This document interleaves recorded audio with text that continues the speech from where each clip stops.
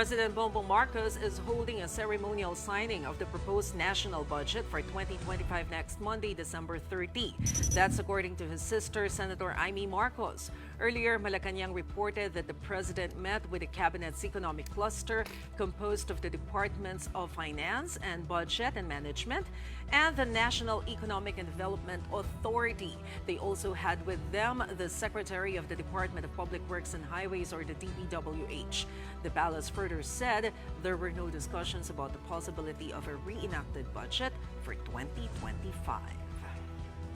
Let's talk about the budget with Kenneth Abante, coordinator of the Citizens Budget Tracker. He also served various leadership roles at the Department of Finance from 2012 to 2016. And he posted right before his silent retreat some thoughts on the budget. Good evening, Ken. Welcome to The Big Story. Good evening, Gretch, Maricel, Pauline. Merry Christmas. Alam mo, galing ka lang sa retreat, so gusto ko tang bigyan ng pagkakataon na ipaliwanag, baka nakapag-isip-isip ka pa lalo tungkol dito sa budget, which you describe as one of the worst budgets you've seen, having observed the budget since 2013. Why do you say that? And what are the trends that you observe with the budget on election years? Maraming salamat, Gretch. So, yung sa unang tanong, ano yung nakikita ko tungkol dito sa budget na to? This budget really is one of the worst I've ever seen because it makes us beholden to politicians. No? There has been huge cuts in social and health services and even education services that we should be receiving automatically, and seeming preference, no, for congressional pork. No? Essentially, yung mga programa na kailangan pang humingi ng approval sa mga kongresista para makuha mo siya. So things like the medical assistance to indigent patients, or things like AKAP, yung sa DSWD, na yun yung ginagawa sa rounds, no, ng mga kongresista ngayon. So kailangan malakas ka sa mga politiko bago mo makuha yung mga serbisyo na ginamit naman yung pera na binigay mo bilang buwis. So that's what we see in the budget, especially during this election year, and specifically this administration. So I really think that this budget robs us of our dignity as Filipinos. We should be expecting no less from government than receiving public services that should be ours and should not be dependent on whether or not we're close to a politician. But do you see this trend during election years, like back in 2022, back in 2016? I mean, ganun ba? Parang biglang nawawala ng budget itong health, agri, education na pupunta sa infra, DPWH, sa mga ganyang proyekto, katulad ng AKAP. Normal I think ba? Oo. Go ahead. Merong particularly special, no? Pero in a bad way, itong budget na to. And that is a lot of the things that were slashed were really things that we need to live and to survive, no? And then nagkakaroon ng increase, no, sa 289 billion peso increase, actually, Gretch, net increase ng Department of Public Works and Highways budget, no? I cannot say that this in particular is unique to this particular election, no? Pero binabantayan talaga natin 'yan, no? Kapag tumataas ng sobra-sobra, tulad ng tumaas ng sobra-sobra sa Bicameral Conference Committee, yung DPWH budget, red flag 'yan para sa aming mga budget watchers. Kasi sinasabi nga po ni Mayor Magalong o ng Mayors for Good Governance, mayor siya ng Baguio, na karamihan daw dito sa mga type ng project na to, halimbawa mga flood control o mga road widening projects, normally yung SOP raw dito, sabi ni Mayor Magalong, mga 60 to 70%. No? So tumataas ng ganun kalaki. No? So normally tinitingnan natin siya bilang senyales, no, na baka hindi nagagamit yung buwis natin sa tamang pamamaraan, no, at kailangan talaga nating maging mapagmatsyag dito sa ginagawa na to. At mukhang hayagan na, no, yung tinatawag nating bagong pork, no, and in fact this has been in the budgets for the last couple of years, yung AKAP nga, no, na imagine niyo, Gretch, na yung 4-piece program, yung Pantawid Pamilyang Pilipino program, yung mga nanay ng programa na yun, sinasabi na na-cut yung budget nila by 50 billion pesos. no? At sinasabi nila makakaapekto raw to sa education, sa health ng kanilang mga anak. Pero yung AKAP, mataas pa rin yung amounts, no? And in fact, tinaasan din yung congressional budgets yes. for these, no? By around 18 billion pesos, no? Sa House of Representatives nag-increase ng 17 billion pesos, sa Senate nag-increase ng 1 billion pesos, no? We want our social services to be delivered in a professional manner, no, na hindi arbitrary kung kakilala mo lang o hindi yung isang politiko, no? So we'll see even wider inequality, especially as the election period approaches. Pero sa dami ng red flags na nakita mo, including the budget for DPWH, ano yung pwedeng maging remedy? Malapit ng mag-2025. Opo, nakita ko po yung update kanina. Sadly, that's not the best option. Yung pagsasign na ng budget this December 30. The best remedy should have been the Bicameral Conference Committee really reconvening and then sila po ay dapat inayos, no, hinayuma yung budget na yun at binalik sa Pangulo for the President to sign.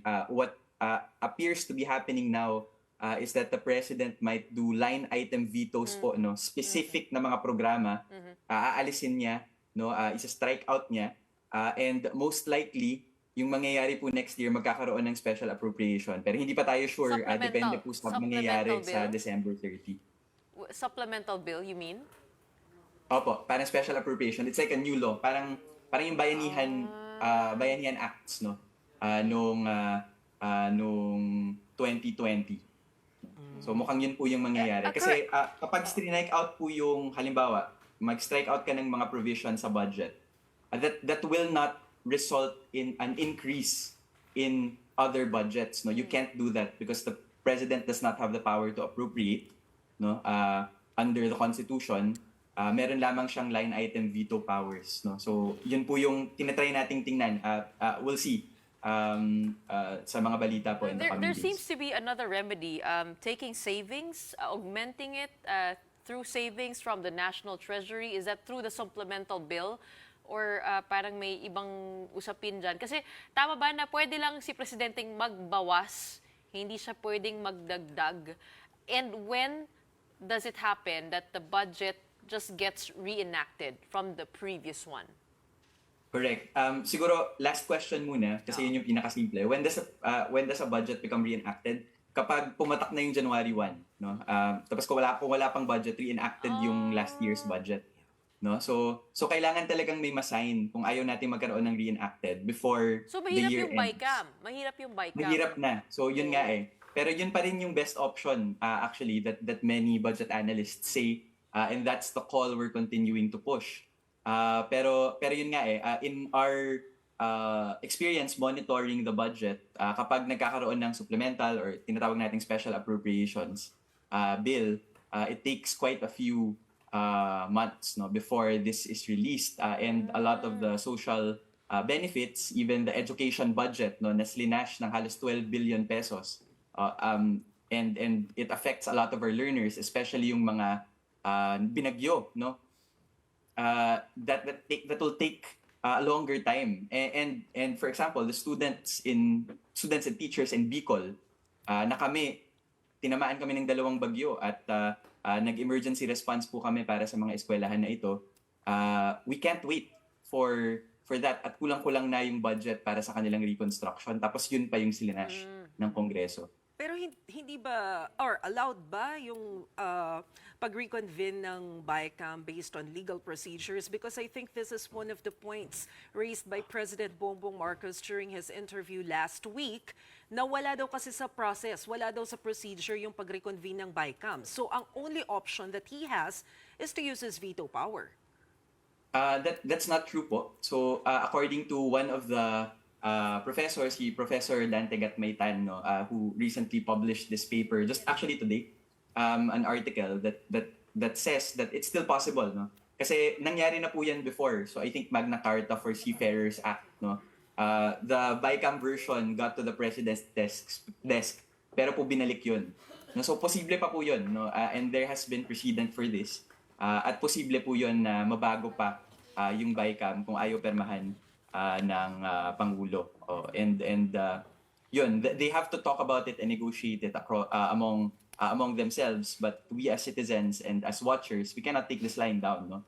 Ziniro yung PhilHealth budget, slinash yung education budget, slinash yung 4Ps, inakyat yung DPWH contracts at flood control na hindi naman tayo sure kung gumagana, at inakyat yung AKAP, no, na nagkakaroon pa rin ng guarantee letters, no, na nakakawala talaga ng dignidad. This is not something we will really stand for. And this is not the kind of country I want to live in, no, where I am at the mercy of Congress, essentially. Well, Ken, huling katanungan kasi we're running out of time, no? But this is about PhilHealth. Una-una kung wala sa budget yung subsidy ng PhilHealth, kasi ibig sabihin wala bang item doon? At kung paano yun i-veto kung wala yun? Paano dadagdagan? I mean, is there no other way to fix that but through a supplemental budget?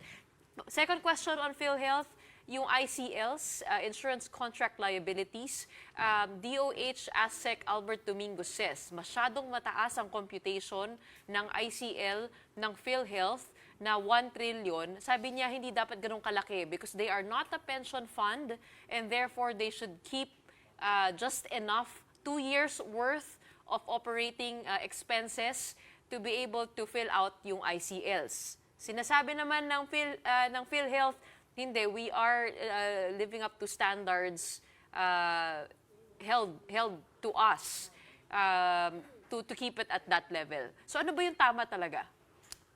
Oo. So, yung tatanungin kasi natin dyan, Gretch, kung yung subsidy ng PhilHealth ay enough na ba?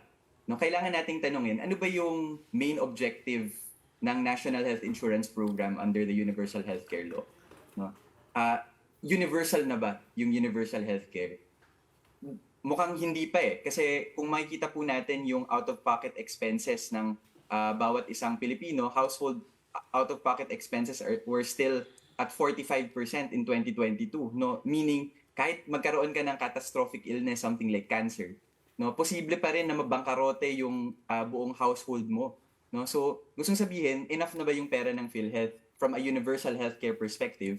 I don't think that is correct, no. But secondly, dun sa financials, no, yung babasahin ko po itong isang article ni Professor Rico Villanueva ng UP Los Baños. At sinasabi niya po dito that PhilHealth is already balance sheet insolvent. Gustong sabihin, mas mataas po yung liabilities, no, yung utang, no, even for the future, yung projected na posibleng medical expenses na kailangan bayaran ng PhilHealth, mas mataas siya kaysa assets, no, at kahit yung mga premiums at cash na nasa PhilHealth. So sinasabi niya po dito, for March 2024, yung liabilities were twice the assets. 1.2 trillion yung liabilities, around 600 billion yung assets. At equity raw already negative at 640 billion, no.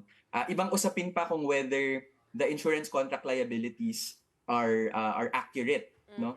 Pero kung titingnan po natin from a universal healthcare perspective, enough na ba yung pera ng PhilHealth? Actually, sabi ni ASEC Domingo, dinidisiplina nila itong PhilHealth, no?